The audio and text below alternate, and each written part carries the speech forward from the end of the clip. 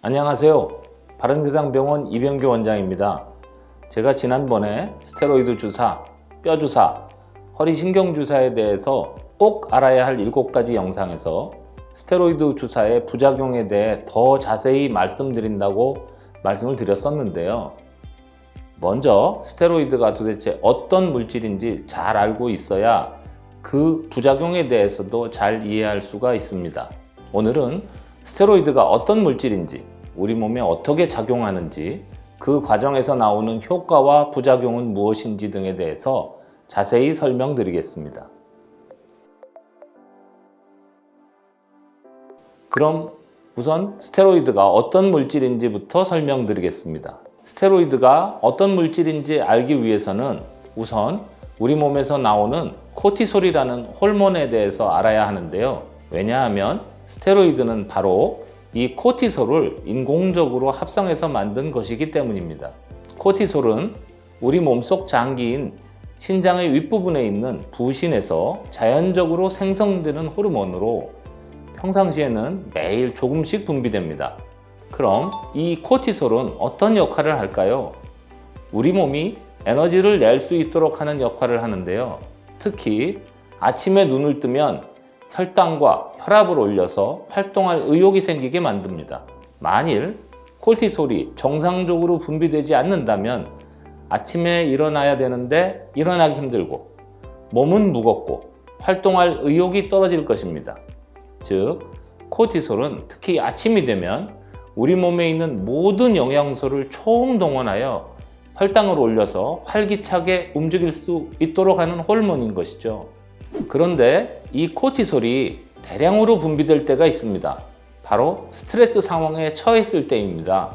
인류의 전쟁사를 보면 며칠 동안 밤을 새워가며 치열한 전투를 했다와 같은 기록이 많이 나오는데요. 어떻게 며칠 동안이나 밤을 새워가며 싸울 수 있었을까요?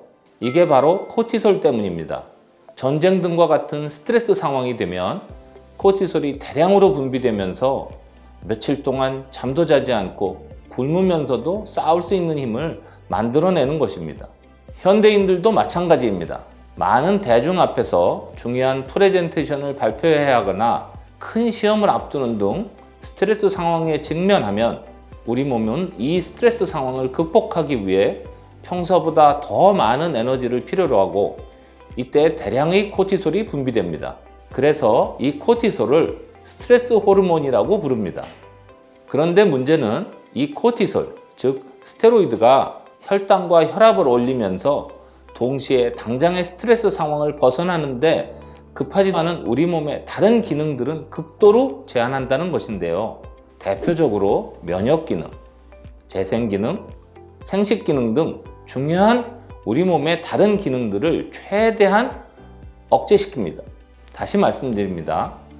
면역 기능, 재생 기능, 생식 기능 등 우리 몸의 여러 중요한 기능들이 최대한 억제됩니다. 이런 이유로 인해 스테로이드의 효과도 생기고 부작용도 생기는 것입니다.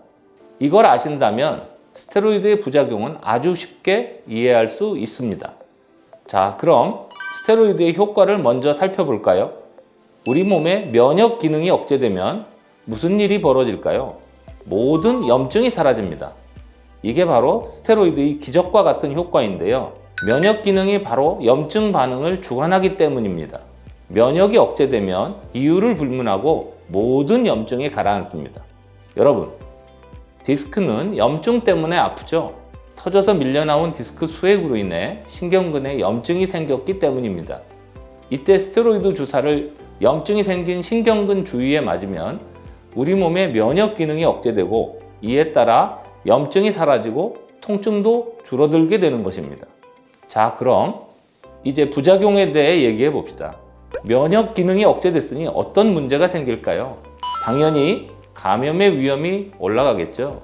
면역 기능을 극도로 억제하기 때문에 염증은 줄어들지만 우리 몸의 면역력까지 떨어지기 때문에 세균, 바이러스, 곰팡이균 등 감염에 취약해집니다. 다음으로 코티솔, 즉 스테로이드가 혈당과 혈압을 끌어올린다고 말씀드렸죠. 이 때문에 당뇨병 환자는 스테로이드를 사용할 때 굉장히 주의해야 합니다. 스테로이드는 당뇨병의 합병증을 유발하거나 악화시킬 수 있는데요. 보통 스테로이드 주사를 맞은 후 혈당이 올랐다가 다시 정상화되는데 대략 일주일 정도 걸리기 때문에 의사는 이를 감안하여 당뇨병 환자의 상태에 따라서 주사 맞는 주기를 신중하게 잘 조절해야 합니다. 또 재생 기능이 최소한으로 억제된다고 했는데요. 그래서 뼈나 힘줄, 인대, 연골, 피부 등이 약해지는 부작용이 나타납니다. 특히 뼈의 재생을 방해하면서 뼈가 약해지니까 골다공증이 생길 수 있습니다. 또한 힘줄이나 인대도 약해질 수 있는데 스테로이드를 많이 맞은 사람들을 수술할 때 허리를 열어보면 뭐라고 표현해야 할까요? 힘줄과 인대가 살아있는 분들이 많습니다. 이뿐 아니라 스테로이드가 혈관 재생을 억제하면서 대퇴골두 무혈성 괴사와 같은 문제가 발생할 수 있습니다. 또 피부의 증식과 재생이 억제되면서 콜라겐이 소모되고 피부가 얇아지게 되는데요. 이로 인해 멍이 쉽게 들고 또 모세혈관의 탄력이 떨어지기 때문에 안면 홍조 등의 증상이 나타날 수 있습니다. 또 앞서 말씀드렸듯이 스테로이드는 혈당을 올리기 위해 우리 몸의 지방 대사와 단백질 대사에도 아주 깊숙이 관여하는데요. 특히 지방 대사와 관련하여 지방 조직의 재분포가 일어나는데 보통 얼굴, 목 뒤, 어깨, 복부, 내장 지방 등 특정 부위의 지방이 쌓이는 지방 침착이 일어납니다. 얼굴에 지방 침착이 일어나 달처럼 동그랗게 되는 걸 달덩이 얼굴이라고 하는데 이는 부신에 문제가 생겨서 코티솔이 만성적으로 과다하게 분비될 때 생기는 푸싱 증후군과 똑같은 증상인데요. 푸싱 증후군은 고지혈증이나 인슐린 저항성 같은 대사질환과 밀접한 관계가 있습니다.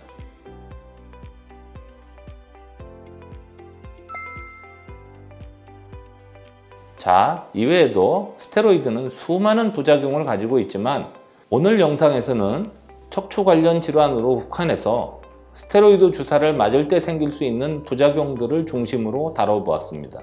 참고로 먹는 스테로이드는 전신에 작용하기 때문에 국소적인 부위에 맞는 신경 주사에 비해 부작용이 나타날 가능성이 더 높고 또 스테로이드는 장기간 지속적으로 반복해서 맞을 경우 부작용이 나타날 가능성이 더 커집니다. 그래서 나이가 좀 있는 분들이 만성적인 허리 통증, 무릎 통증 등으로 올해도 맞고 작년에도 맞고 또 내년에도 맞는 등 매년 수차례 반복해서 스테로이드 주사를 맞으면 뼈, 힘줄, 인대, 연골 등이 약해지는 부작용이 생길 수 있습니다. 특히 이 병원 저 병원 옮겨 다니면서 반복해서 신경주사를 맞는 분들이 있는데 본인이 어떤 주사를 맞고 있는지도 모르는 경우가 많습니다. 이렇게 정해진 스테로이드 용량과 횟수를 초과하게 되면 심각한 부작용을 낳을 수 있는데요. 비수술로 치료하려다가 오히려 스테로이드로 인해 수술을 해야 할 가능성이 더 높아질 수 있다는 것입니다.